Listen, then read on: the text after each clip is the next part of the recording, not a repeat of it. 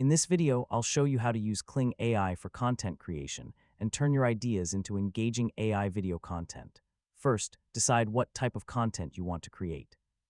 You can use Kling AI for YouTube videos, shorts, social media clips, storytelling, product content, advertisements, and cinematic visuals. Before generating anything, plan your idea. Write down the main concept and break it into smaller scenes.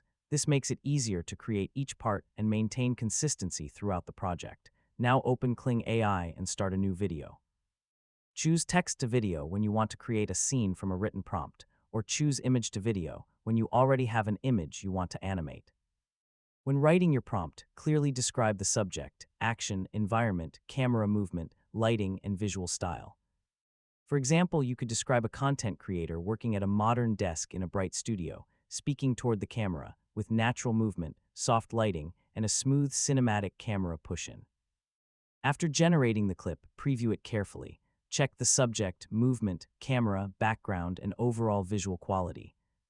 If something isn't correct, modify the specific part of your prompt and generate another version. Don't be afraid to test several variations until you find a result that fits your content.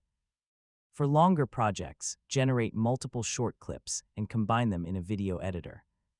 You can arrange the clips into a story and add voiceover, music, captions, sound effects, transitions, and branding. If you're creating content with recurring characters, keep their appearance consistent. Reuse important character details and reference images whenever appropriate. You can also create different versions of the same concept for different platforms. For example, one idea can become a YouTube video, a short, and several social media clips.